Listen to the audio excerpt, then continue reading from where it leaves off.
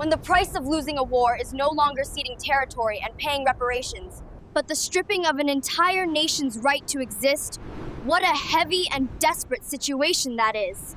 For China, which once suffered from Japanese aggression, this was not a multiple-choice question, but a war for survival, with no room for retreat or compromise. Without a doubt, the Second World War, also known as the World Anti-Fascist War, was an irrefutably just war. The fundamental reason is that it was a global war initiated by the masses to defend the continuation of their national civilizations, a fight for the most basic right to survive, against fascism, and against human atrocities. This was the most difficult war in human history, and also in Chinese history.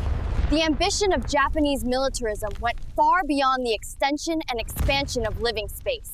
They aimed to carry out an imperial plan against the Chinese nation, a plan of ethnic cleansing, cultural annihilation, colonization, and permanent enslavement. Its so-called Greater East Asia Co-Prosperity Sphere was a system of enslavement, with Japan at its absolute center, designed for the permanent economic exploitation and cultural obliteration of all Asian peoples. Facing such an enemy, defeat meant that the entire nation's right to exist would be completely stripped away. The creation and implementation of strategic bombing tactics made civilians and cities direct military targets for destroying the enemy's will to fight and production capabilities.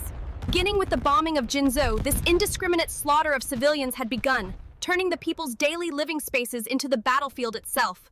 And Unit 731 took scientific rationality to its most twisted extreme, applying it to commit horrific crimes against humanity. From the 9/18 incident in 1931 to September 2, 1945, when the Japanese government signed the Instrument of Surrender. 14 years of resistance, 14 years of perseverance. The entire Chinese nation was united in resisting Japan's all-out assault. The core of Japan's war against China was the 3 alls policy: kill all, burn all, loot all.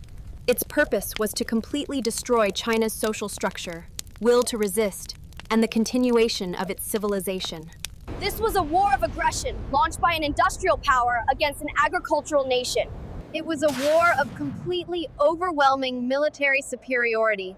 It was the Chinese nation, united as one, with countless ancestors marching forward wave upon wave, regardless of gender or age, heedless of sacrifice, to stubbornly fight the enemy.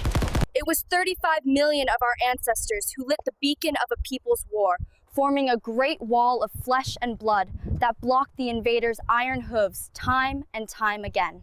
This was a bottom-up war of the people. It was the purest and most irrefutable of just wars. This army of resistance, formed by ordinary people and their children, and their children's children, fought for the most fundamental rights to survival and equality, for national dignity and the continuation of their people. They have a resounding name: People's Liberation Army of China.